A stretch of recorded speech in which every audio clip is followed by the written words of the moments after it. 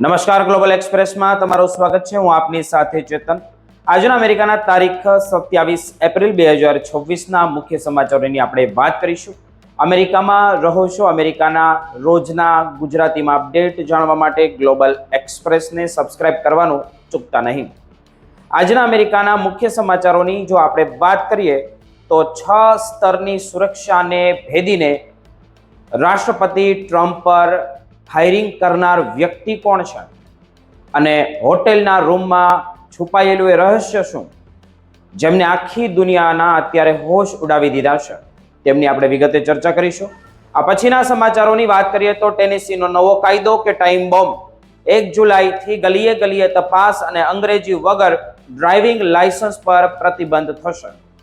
શું આ કડકાઈ રાજ્યની અર્થવ્યવસ્થાને ડૂબાડશે કે બનશે અમેરિકા માટે નવું મોડેલ? અમેરિકામાં રહેતા ભારતીયોને કેવી મુશ્કેલી પડશે તેમની પણ આપણે વિગતે ચર્ચા કરીશું. આ પછીના સમાચારોની વાત કરીએ તો જેક્સનવિલેમાં ગુજરાતી યુવકનો ખતરનાક ખેલ સામે આવ્યો છે. 108 કરોડ રૂપિયાના ડ્રગ્સ સાથે દીપક ઘેલાણીની ધરપકડ અમેરિકાની અંદર થઈ છે. 7 વર્ષથી ગેરકાયદેસર રહેતા આ ક્રિમિનલ એલિયન આંતરરાષ્ટ્રીય ડ્રગ માફિયાનો મહરો છે કે પછી માસ્ટર માઇન્ડ? આ બધા જ સમાચારોની આપણે વિગતે ચર્ચા કરીએ. આપ જોતા રહો ગ્લોબલ એક્સપ્રેસ.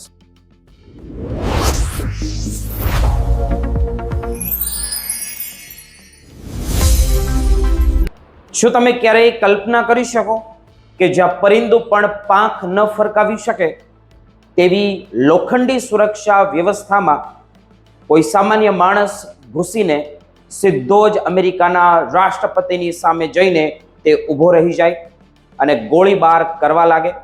અમેરિકાના વોશિંગ્ટન ડીસીમાં બનેલી આ ઘટનાએ માત્ર સુરક્ષા એજન્સીઓ જ નહીં પણ આખી દુનિયાના હોશ ઉડાવી દીધા છે.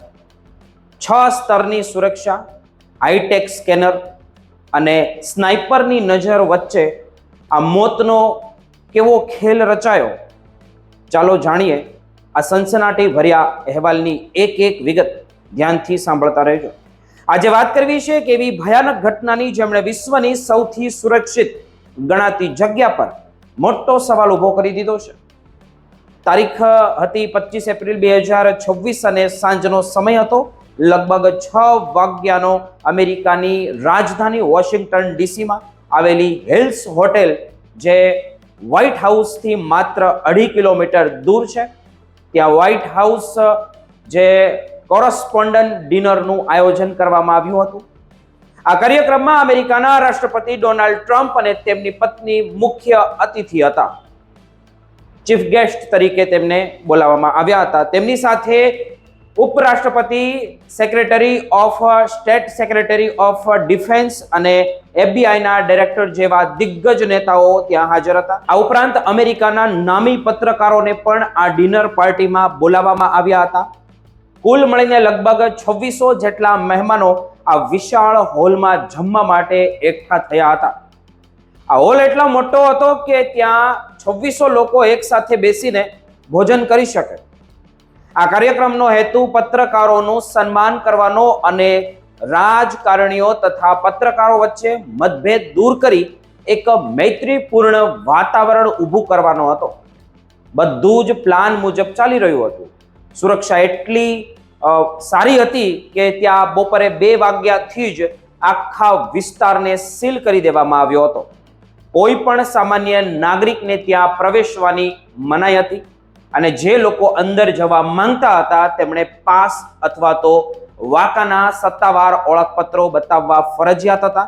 દરેક વ્યક્તિના નામ ગેસ્ટ લિસ્ટની અંદર હોવા જોઈએ.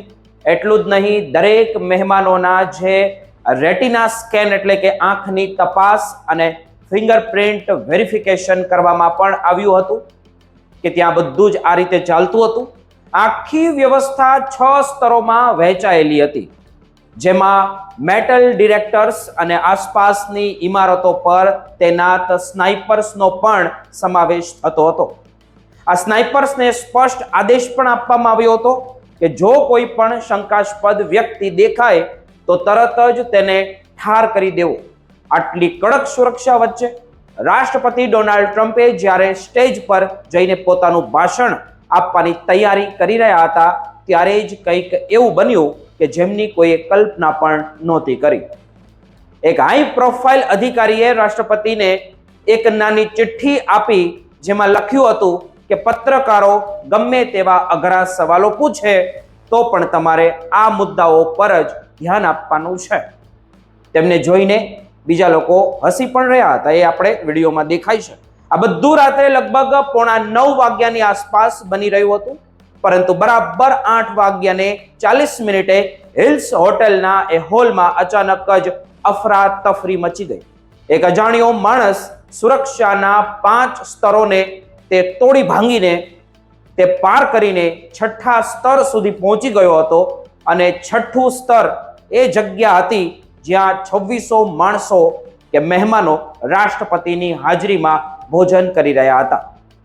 જ્યારે સુરક્ષાકર્મીએ આ વ્યક્તિને રોકવાની કોશિશ કરી ત્યારે તેણે લોકોને ધક્કા મારીને તે પૂર ઝડપે દોડવાનું આગળ વધ્યો, એટલે કે દોડતો થયો અને આગળ વધ્યો. તેની પાસે શોટગન, હેડગન અને કેટલીક છરીઓ હતી. તેણે અચાનક જ એક પછી એક 8 રાઉન્ડ ફાયરિંગ કર્યું. આ ગોળીબારના અવાજથી આખો હોલ ગુંજી ઉઠ્યો અને લોકો જીવ બચાવવા માટે ટેબલો નીચે છુપાઈ ગયા. સદનસીબે એક સુરક્ષાકર્મીને ગોળી વાગી, પણ તેણે બુલેટ પ્રૂફ જેકેટ પહેરેલું હોવાથી તેનો જીવ બચી ગયો. પણ અફરાતફરી એટલી વધી ગઈ કે રાષ્ટ્રપતિ અને તેમની પત્નીને તરત જ સુરક્ષા કોટન હેઠળ લઈ જવામાં આવ્યા. એકવાર રાષ્ટ્રપતિ નીચે પણ પડી ગયા અને ગુપ્ત બંકરમાં ખસેડવામાં આવ્યા. સુરક્ષા એજન્સીઓને ડર હતો કે કદાચ આ કોઈ મોટું કાવતરું હશે અને હુમલાખોર એક કરતા વધારે પણ હોઈ શકે. અંતે સુરક્ષા કર્મીએ તે હુમલાખોરોને પકડી પાડ્યો અને જ્યારે તેની પૂછપરછ શરૂ થઈ ત્યારે જે સત્ય બહાર આવ્યું એ હવે તમે ચોંકાવનારું છે. જાણો. હુમલાખોરનું નામ કોલ ડોનસ એલન હતું, જે માત્ર 31 વર્ષનો હતો અને કેલિફોર્નિયા ઇન્સ્ટિટ્યૂટ ઓફ ટેકનોલોજી જેવી પ્રતિષ્ઠિત સંસ્થાઓમાંથી ગ્રેજ્યુએટ થયેલો હતો. તેની પાસે માસ્ટર ઓફ સાયન્સની ડિગ્રી પણ હતી. તે વ્યવસાયે શિક્ષક હતો અને કોમ્પ્યુટર પ્રોગ્રામમાં તે પણ મોહર હતો. તેમણે પૂછપરછમાં કબૂલ્યું કે તેનો એકમાત્ર હેતુ ડોનાલ્ડ ટ્રમ્પની હત્યા કરવાનો હતો. સૌથી મોટો સવાલ એ હતો કે આટલી કડક તપાસ હોવા છતાં તે હથિયારો સાથે અંદર આવ્યો તો આવ્યો કેવી રીતે? ત્યાં પહોંચ્યો કેવી રીતે? તેણે ખુલાસો કર્યો કે તેણે આ હોટેલમાં પહેલેથી જ એક રૂમ બુક કરાવી રાખ્યો હતો અને તે હથિયારો લઈને અગાઉથી જ અંદર આવી ગયો હતો. તે રાષ્ટ્રપતિ પ્રત્યે નફરત ધરાવતો હતો અને તેણે કમલા હેરિસના કેમ્પેઇનમાં પણ $25 દાન આપ્યું. પણ હવે પ્રશ્ન એ ઊભો થાય છે કે શું આ માત્ર નફરત હતી કે તેની પાછળ કોઈ બીજા લોકોનો હાથ હતો? હાલમાં તપાસ ચાલી રહી છે અને તેના સોશિયલ મીડિયા પર કેવા પોસ્ટ હતા, તે કોને સંપર્કમાં હતો અને તેની કોમ્પ્યુટર કે મોબાઈલમાં કોઈ શંકાસ્પદ ડેટા છે કે નહીં, સુરક્ષા એજન્સી માટે આ એક શરમજનક બાબત છે. કારણ કે કાર્યક્રમ પહેલા હોટલના દરેક રૂમની તપાસ કરવામાં આવી હતી, તો પછી આ હુમલાખોર છુપાયો ક્યાં હતો? આ ઘટનાએ જુલાઈ 2024માં જે પેન્સિલ્વેનિયામાં ટ્રમ્પ પર થયેલા હુમલાની યાદ તાજી કરી દીધી છે, જ્યાં સ્ટેજ પર ભાષણ આપતી વખતે તેમના પર ગોળી ચલાવવામાં આવી હતી. ફરી એકવાર અમેરિકાના રાષ્ટ્રપતિના જીવ પર જોખમ તોળાઈ રહ્યું છે અને આ હુમલાખોર કોલ ડોનસ એલન એકલા હાથે આ બધું કેવી રીતે કરી શક્યો તે એક રહસ્ય અંદર છુપાઈ ગયું છે અને એ અકબંધ રહસ્ય રહેશે કે શું બહાર આવશે તે જાણવું રસપ્રદ રહેશે. સુરક્ષામાં આટલી મોટી ચૂક કેવી રીતે થઈ શકે અને શું ભવિષ્યમાં પણ આવા હુમલાઓ અમેરિકાની અંદર હવે થશે કે તે રોકવા માટે અત્યારની ટેકનોલોજી પૂરતી છે કે નહીં? અનેક સવાલો જગાવ્યા છે. હવે જોવાનું તો એ રહેશે કે તપાસમાં આગળ કયા નવા ખુલાસા થાય અને શું આની પાછળ કોઈ આંતરરાષ્ટ્રીય કાવતરું છુપાયેલું છે કે કેમ. અત્યારે તો આખા અમેરિકામાં હાઈ એલર્ટ જાહેર કરી દેવામાં આવ્યું છે અને રાષ્ટ્રપતિની સુરક્ષાને લઈને નવા પ્રોટોકોલ્સ તૈયાર કરવામાં પણ આવી રહ્યા છે. આ ઘટનાએ સાબિત કરી દીધું છે કે સુરક્ષા ગમે તેટલી સજ્જડ હોય પણ જો એક નાની સરખી ખામી રહી ગઈ તો એ આખા દેશના ઇતિહાસને બદલી શકે છે. પોલ ડોનસ એલન જેવા ભણેલા ગણેલા યુવાનોનું આ હિંસક પ્રવૃત્તિ તરફ વળવું એ સમાજ માટે એક ચિંતાનો વિષય ઊભો થયો હોય તેવું લાગી રહ્યું છે. તેના મોબાઈલ કોલ્સ રેકોર્ડ અને બેંક ટ્રાન્ઝેક્શનની જે અત્યારે ઝીણવટભરી તપાસ થઈ રહી છે, જેથી કોઈ પણ લિંક છૂટી ન જાય. વોશિંગ્ટન ડીસીની આ હિલ્સ હોટેલ હવે એક ગુનાની જગ્યા બની ગઈ છે, જ્યાં અમેરિકાના સૌથી શક્તિશાળી લોકો એકઠા થયા હતા અને ત્યાં જ મોતનો પડછાયો ફરી વળ્યો હતો. આ અહેવાલ આપણે સતત જોતા રહીશું અને નવી માહિતી કોઈ પણ મળશે તો અમે તમારી સુધી પહોંચાડતા રહીશું. આપ જોતા રહો ગ્લોબલ એક્સપ્રેસ.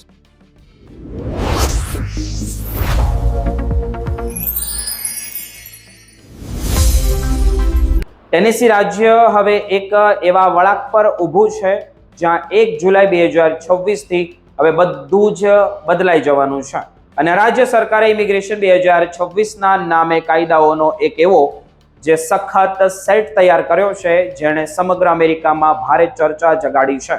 આ કોઈ સામાન્ય ફેરફાર નથી, પરંતુ એક વ્યાપક વ્યવસ્થા છે જેમાં સ્થાનિક પોલીસથી લઈને સરકારી કર્મચારીઓ અને આરોગ્ય કેન્દ્ર સુધી દરેકને ફેડરલ એજન્સીઓની જેમ કામ કરવાની ફરજ પાડવામાં આવશે. આ આખા અભિયાનનો મુખ્ય ઉદ્દેશ્ય ગેરકાયદેસર વસવાટ કરતા લોકોને શોધી કાઢવાનો અને તેમને રાજ્યની બહાર કાઢવાનો છે. હવે ટેનેસીમાં કોઈ પણ પ્રકારનો સ્વૈચ્છિક સહકાર ચાલશે નહીં, કારણ કે સરકાર દરેક સ્તર ઇમિગ્રેશન કાયદાનું પાલન ફરજિયાત બનાવી દીધું છે. આ નવા માળખા હેઠળ કેન્દ્રીય ઇમિગ્રેશન અમલીકરણ વિભાગ એટલે કે CIEDની જે સ્થાપના કરવામાં આવી છે, જે આખા રાજ્યની અંદર દરેક ગતિવિધિ પર ચાંપતી નજર રાખશે અને ઇમિગ્રેશનના આંકડાઓ એકત્રિત કરશે. રાજ્યના મુખ્ય નેતાઓએ સ્પષ્ટ કહ્યું છે કે આ પગલું રાષ્ટ્રીય સ્તરે મોટા પાયે દેશ નિકાલ કરવાની રણનીતિનો એક મોટો ભાગ છે અને ટેનેસીમાં આ દેશ માટે એક રોલ મોડેલ બનવા માંગે છે. સૌથી મહત્વની વાત તો એ છે કે હવે ટેનેસીની તમામ 95 કાઉન્ટીના શેરીફ માટે આઈસ સાથે કરાર કરવા અને 287G પ્રોગ્રામમાં જોડાવું ફરજિયાત બનશે, જે અત્યાર સુધીની મરજિયાત હતું. પણ જો કોઈ પણ અમેરિકી આ આદેશ નહીં માને તો તેમને મળતું સરકારી ભંડોળ સંપૂર્ણપણે તેમના ખાતામાંથી રોકી દેવામાં આવશે, જેમનો અર્થ એ છે કે હવે સ્થાનિક પોલીસ પાસે પણ કોઈ વિકલ્પ બચ્યો નથી અને તેઓએ ફેડરલ એજન્ટોની વતી લોકોની અટકાયત કરવી જ પડશે. આ કાયદો અહીં જ નહીં અટકતો, પરંતુ સામાન્ય લોકોની રોજિંદી જિંદગી હોય તેમાં સેવાઓ સુધી પહોંચી ગયો છે. હવે જો તમે સરકારી હોસ્પિટલ, પબ્લિક હાઉસિંગ પ્રોજેક્ટ, શાળા અથવા તો ફૂડ આસિસ્ટન્ટ જેવી કોઈ પણ જાહેર સેવાઓનો લાભ લેવા જશો તો તમારે તમારી નાગરિકતા કે કાયદેસર રહેઠાણના પુરાવાઓ આપવા પડશે. આમાં સૌથી વધારે ભારતીયો પીસાઈ રહ્યા હોય તેવું લાગી રહ્યું છે.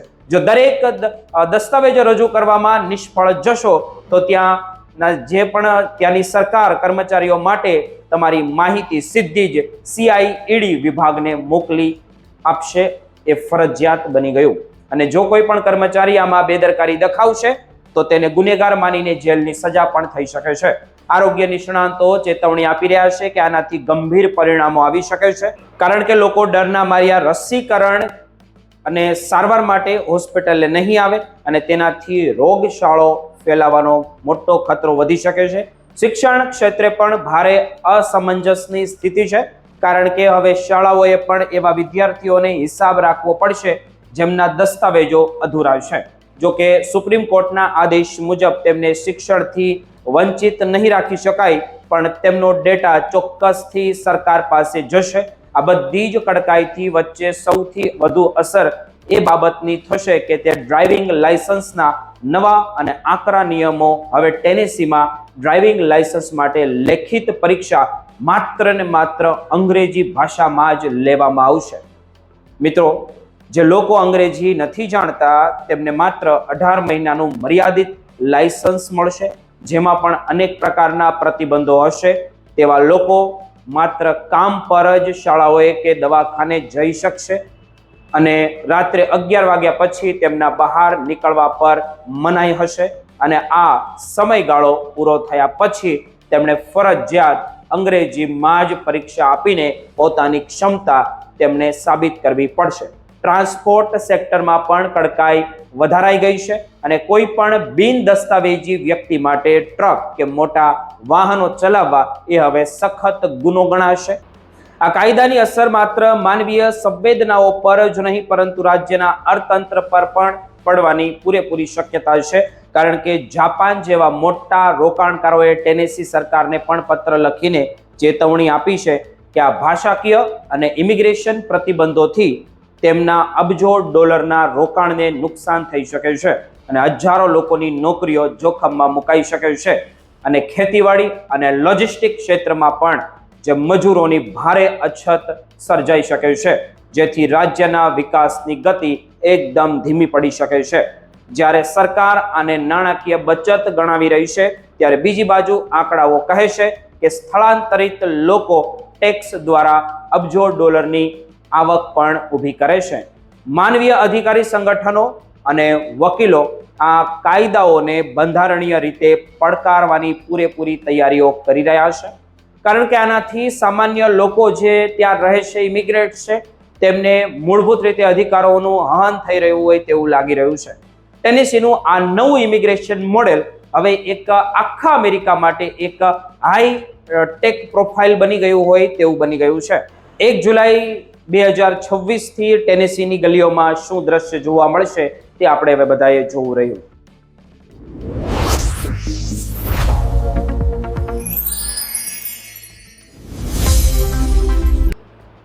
આજે અમે વાત કરી રહ્યા છે ફ્લોરિડાના જેક્સનવિલેમાં થયેલા એક એવા ઓપરેશનની જેમણે અમેરિકાની સુરક્ષા એજન્સીની ઊંઘ ઉડાવી દીધી છે. આખી ઘટના 16 એપ્રિલ 2026 રોજ બની, જ્યારે ફ્લોરિડા હાઈવે પેટ્રોલિંગની ટીમ એક રૂટીન ચેકિંગ તરફ જઈ રહી હતી ત્યારે તેમની નજર એક શંકાસ્પદ વાહન ઉપર પડી અને જ્યારે તેની ગંભીરતાથી તેમની તપાસ કરવામાં આવી ત્યારે બહાર આવ્યું કે તે જોઈને અનુભવી અધિકારીઓ પણ એક ક્ષણ માટે દંગ રહી ગયા હતા અને ચોંકી ગયા હતા, કારણ કે આ વાહનમાંથી અધત $13 મિલિયન એટલે કે અંદાજે 108 કરોડ રૂપિયાથી પણ વધુ કિંમતનો હાઈ ગ્રેડ ગાંજો ઝડપાયો છે. આટલા મોટા ડ્રગ્સના જથ્થા સાથે જે વ્યક્તિની ધરપકડ કરવામાં આવી છે તેનું નામ દિલીપ કુમાર ઘેલાણી છે. તે આપણા ગુજરાતી છે, જે 34 વર્ષનો ભારતીય મૂળનો ગુજરાતી ગણી શકાય અને તે જેક્સનવિલેના જ રહેવાસી હોવાનું પણ સામે આવ્યું છે અને તપાસમાં એવા ચોંકાવનારા ખુલાસા પણ થયા છે કે દિલીપ કુમાર મે 2019 થી અમેરિકામાં ગેરકાયદેસર રીતે રહેતો હતો, કારણ કે તેના વિઝા 7 વર્ષ પહેલા જ પૂરા થઈ ગયા છે અને તેનું જે રિન્યુઅલ કરાવ્યો નહોતું અને આ માત્ર એક અસાધારણ ડ્રગ્સની હેરાફેરીનો કેસ નથી, પરંતુ એક અત્યંત વ્યવસ્થિત અને ખતરનાક આંતરરાષ્ટ્રીય નેટવર્ક હોવાની આશંકા એજન્સીઓ દ્વારા પણ વ્યક્ત કરવામાં આવી છે. દિલીપ કુમાર પર અગાઉ પણ અનેક ગંભીર ગુનાહિત આરોપો લાગેલા છે. એવા આરોપો છે જે મારે તમને નથી કહી શકાતા, કેમ કે એ યુટ્યુબની કોમ્યુનિટીથી વિરુદ્ધ છે અને ડ્રગ્સના વેચાણમાંથી મળેલી મોટી રોકડ રકમ પોતાની પાસે રાખવા જેવા કેસોનો સમાવેશ આની અંદર થાય છે. ફ્લોરિડા હાઈવે પેટ્રોલિંગના સ્પેશિયલ ક્રિમિનલ જે યુનિટ હોય, અધિકારીઓ હોય, એમણે જણાવ્યું કે આ ડ્રગ્સનો જથ્થો એટલો બધો મોટો હતો કે તેને લઈ જવા માટે હાઈ કેપેસિટી કાર્ગો વેન અથવા તો મોટા કોમર્શિયલ ટ્રકની જરૂર પડી હશે, જે સામાન્ય રીતે કાયદેસરના માલ સામાનની વચ્ચે છુપાવીને લઈ જવામાં આવતો હોય છે. હવે આ કેસમાં ફેડરલ એજન્સી આઈસ એટલે કે ઇમિગ્રેશન એજન્સી પર જોડાઈ ગઈ છે, કારણ કે દિલીપ કુમાર એક ખતરનાક ક્રિમિનલ એલિયન ઇલીગલ અમેરિકન ગણી શકાય કે તે છુપાઈને અમેરિકામાં રહેતો હતો અને તેની ધરપકડ બાદ તરત જ તેનો પર ફેડરલ વોચ પણ રાખવામાં આવી છે અને જેક્સનવિલે શહેર અત્યારે અમેરિકાના એટલાન્ટિક કોરિડોર પર ડ્રગ્સ માફિયાઓ માટે એક મોટું હબ બની ગયું છે અને આ ધરપકડથી આખા નેટવર્કમાં માસ્ટર માઇન્ડ સુધી પહોંચવાની તપાસ એજન્સીઓને મોટી આશા જાગી છે. આખા ઓપરેશનને ઓપરેશન સ્પ્રિંગ ક્લીનિંગ હેઠળ મોટી સફળતા પણ મળી છે, જેમાં એક દિવસમાં અન્ય સ્થળોએથી પણ હજારો પાઉન્ડ ડ્રગ્સ ઝડપાયું હતું. દિલીપ કુમારને અત્યારે ડુઅલ કાઉન્ટી જેલમાં રાખવામાં આવ્યો છે અને તેના પર ફર્સ્ટ ડિગ્રી ફેલોની હેઠળ ડ્રગ્સ ટ્રાફિકિંગ ગંભીર આરોપો લગાવવામાં આવ્યા છે એવા. અને ફ્લોરિડાના કાયદા અત્યંત કડક છે અને જો આ કેસમાં આરોપી સાબિત થશે તો દિલીપ કુમારને ઓછામાં ઓછી 15 વર્ષની જેલની સજા અને લાખો ડોલરનો દંડ પણ તેમને થશે. તપાસ એજન્સીઓએ પણ એ જોઈ રહી છે કે શું આમાં કોઈ આંતરરાષ્ટ્રીય ગેંગ અથવા તો કોઈ એવું વ્યક્તિ નથી જોડાયેલું ને જે મોટો ગુનો માટે સાબિત થાય. કારણ કે ગુજરાતથી અમેરિકા સુધીના આ તાર ક્યાંક ને ક્યાંક જોખમી ઇશારો પણ આપી રહ્યા છે. દિલીપ કુમારના કેસમાં હવે આગામી સુનાવણી 7 મે 2026ના રોજ થવાની છે અને તેણે અત્યારે પોતાની જાતને નિર્દોષ જાહેર કરી છે, પણ પોલીસ પાસે મજબૂત પુરાવાઓ હોવાનું મનાય છે. જો દિલીપ કુમાર દોષિત ઠરશે તો તેને અમેરિકાની જેલમાં લાંબો સમય વિતાવવો પડશે અને ત્યારબાદ જ તેને કાયમ માટે ભારત ડિપોર્ટ કરવામાં આવશે. આ ઘટનાએ અમેરિકામાં વસતા ભારતીય સમુદાય પણ મોટી ચર્ચા જગાવી હોય તેવું લાગી રહ્યું છે. કાયદાના કડક અમલીકરણની જરૂરિયાત પર ફરી એકવાર ભાર મૂક્યો છે.